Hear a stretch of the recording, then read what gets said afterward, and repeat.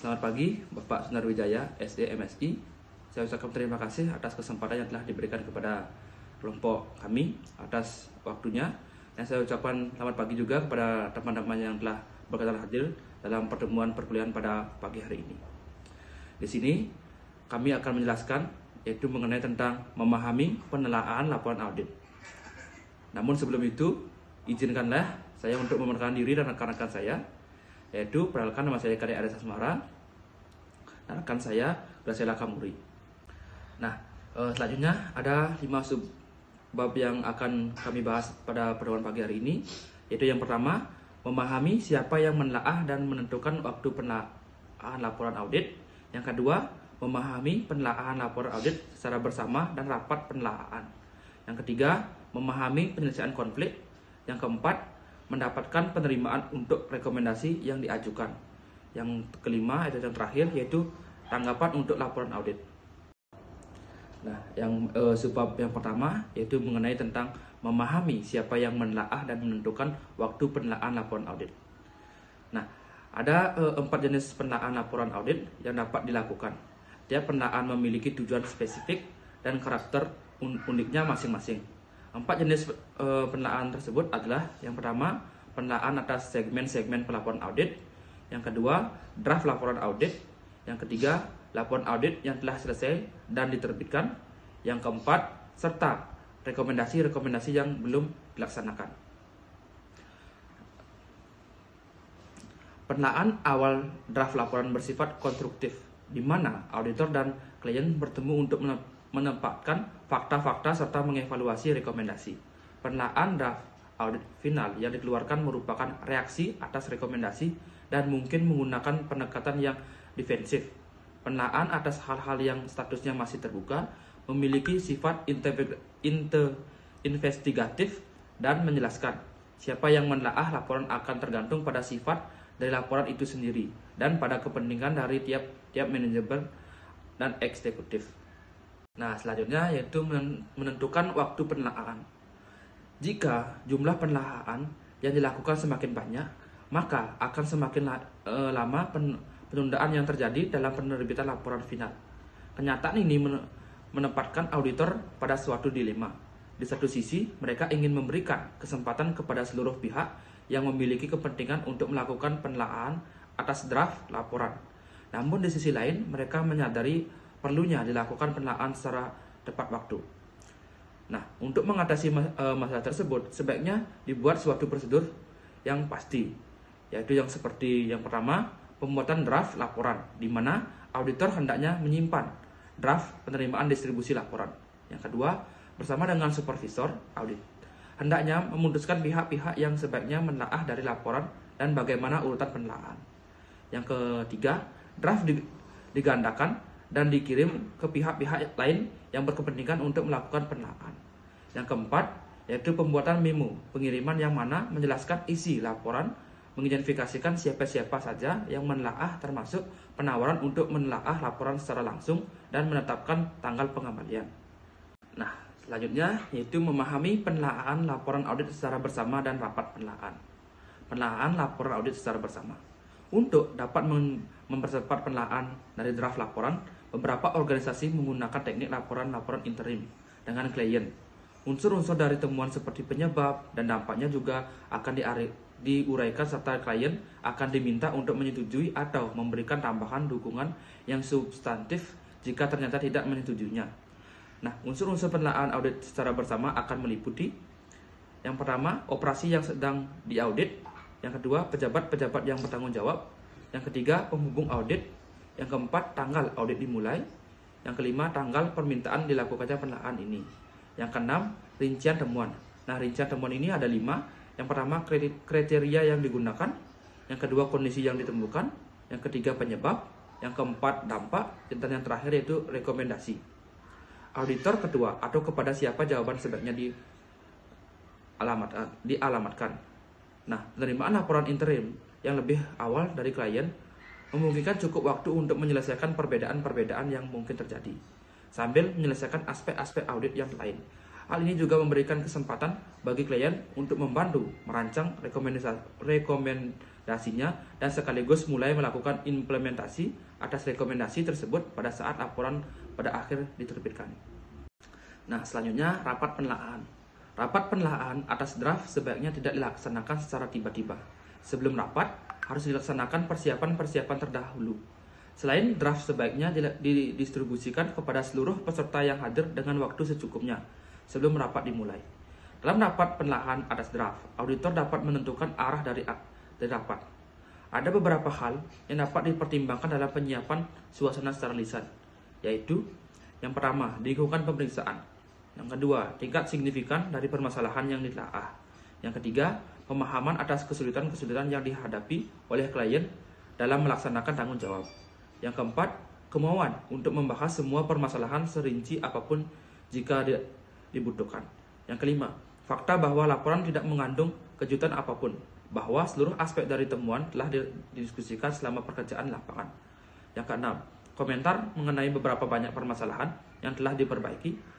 Aku berada banyak yang masih dalam proses perbaikan dan beberapa banyak yang masih harus diperbaiki. Yang ketujuh, kerjasama yang diterima selama audit dilaksanakan. Yang ke-8 atau yang terakhir yaitu keyakinan bahwa klien akan diberikan kartu kredit di dalam laporan untuk semua tindakan perbaikan yang disarankan, diterapkan atau diselesaikan. Baik, hanya demikian yang dapat saya jelaskan. Waktu dan tempat saya serahkan kepada teman saya, Graciela. Baik, masuk materi ketiga yaitu memahami penyelesaian konflik. Jadi, auditor sebaiknya melakukan persiapan secara menyeluruh untuk menghadapi kemungkinan terjadinya konflik. Mereka harus mampu menyajikan informasi, mendukung fakta, dan memperkuat temuan tanpa kesulitan atau penundaan. Laporan yang telah direferensikan dengan baik ke kertas kerjanya akan memberikan dukungan dengan cepat. Referensi pada catatan-catatan mengenai audit finding merupakan suatu hal yang tak ternilai. Referensi tersebut dapat memberikan informasi yang siap digunakan mulai dari populasi yang diambil dari sampelnya, cara pemilihan sampel, bukti bahwa sampel yang diambil memang representatif, kutipan dari perintah-perintah yang diberikan, penyebab, dampak, dan pihak-pihak dengan siapa dilakukannya diskusi, serta isi dari diskusi tersebut. Jadi, jika auditor mengalami masalah yang harus membongkar setiap bagian dari informasi yang dibutuhkan untuk mendukung posisi mereka, maka kredibilitas dan integritas akan menurun. Sebaliknya, jika auditor mampu menjawab semua pertanyaan yang dilontarkan dengan segera dan lengkap, serta kertas kerjanya tampak seperti sebuah gedung penyimpanan yang mudah diakses, maka konflik yang muncul akan mudah teratasi. Terdapat alasan lain mengapa dapat terjadinya konflik. Alasan-alasan ini berhubungan dengan aspek perubahan. Yang pertama, merasa khawatir akan dampak negatif yang mungkin timbul akibat rekomendasi yang diberikan. Yang kedua, merasa khawatir akan terjadinya dislokasi dan kekacauan birokrasi yang akan disebabkan oleh kepatuhan terhadap rekomendasi. Dan yang terakhir, kecewa akan adanya rekomendasi yang menyatakan secara tidak langsung bahwa metode yang digunakan sekarang adalah tidak memadai. Masalah-masalah kekhawatiran dan konflik di atas dapat dinetralkan oleh komentar-komentar positif dan membangun dari auditor. Seperti yang pertama, hasil-hasil yang positif dan negatif yang akan diakibatkan oleh kepatuhan terhadap rekomendasi.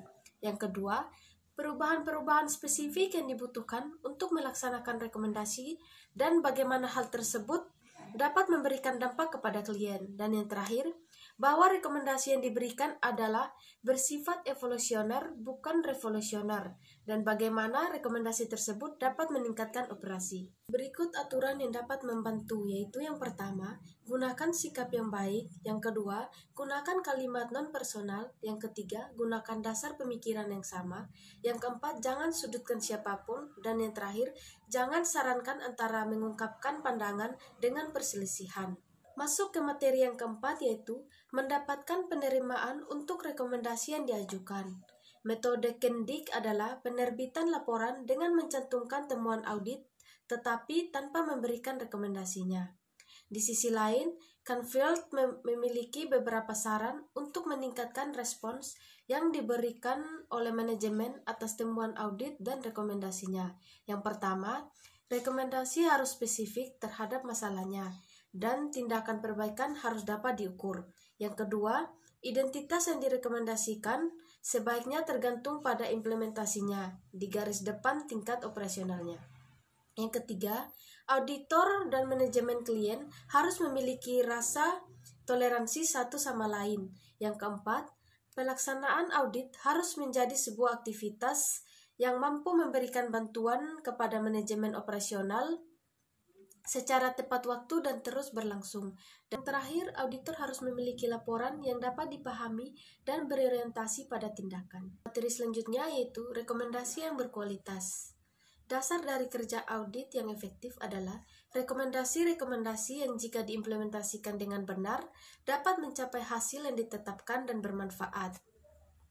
Rekomendasi tersebut harus menyatakan dasar implementasi yang jelas, meyakinkan, dan dapat dilaksanakan. Materi berikutnya yaitu komitmen.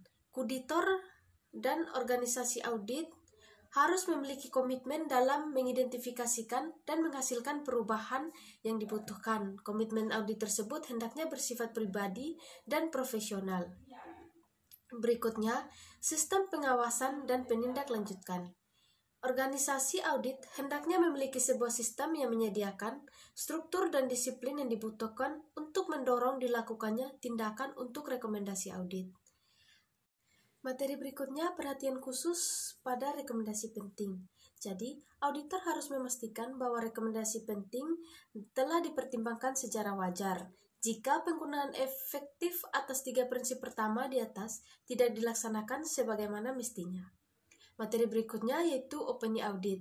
Opini audit tidak dapat didelegasikan atau dikompromikan. Opini audit dapat diberikan hanya jika si auditor dapat mempertahankan dan mendukungnya serta bersedia untuk membuktikan tanda tangannya. Materi berikutnya yaitu penyebab dan dampak. Memahami penyebab dan dampak tersebut dapat menjadi satu faktor yang signifikan bagi pengambilan keputusan dari eksekutif klien. Karenanya akan sangat baik jika auditor menelaah seluruh permasalahan ini selama penelaahan draft laporan. Materi berikutnya, melakukan penelaahan terhadap revisi. Seberapa signifikan perubahan tersebut tentu menjadi masalah pertimbangan. Begitu pula kebutuhan untuk menelaah kata-kata yang telah diubah oleh pihak-pihak yang belum melihat revisi tersebut. Baik, masuk ke materi terakhir yaitu tentang tanggapan untuk laporan audit.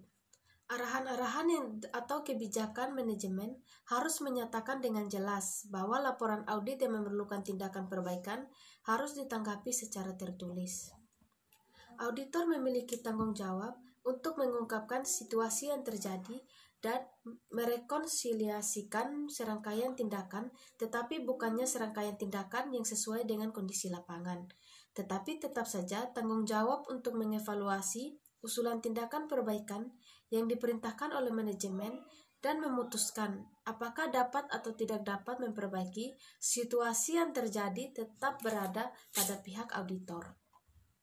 Aktivitas audit sebaiknya juga memiliki sebuah metode formal untuk menutup status laporan yang telah mendapat respon yang memuaskan. Metode ini dapat berupa sebuah formulir memorandum kepada eksekutif audit dengan mencantumkan tanda tangan auditor yang bersangkutan. Memorandum tersebut hendaknya menyatakan bahwa auditor telah puas atas respon yang diberikan dan laporan dapat ditutup. Sekian hasil presentasi dari saya. Selanjutnya saya kembalikan ke moderator. Terima kasih. Baik, demikianlah hasil presentasi dari kelompok kami mengenai tentang memahami penelaahan laporan audit. Waktu dan tempat saya serahkan kepada Bapak Sunarwijaya. Terima kasih.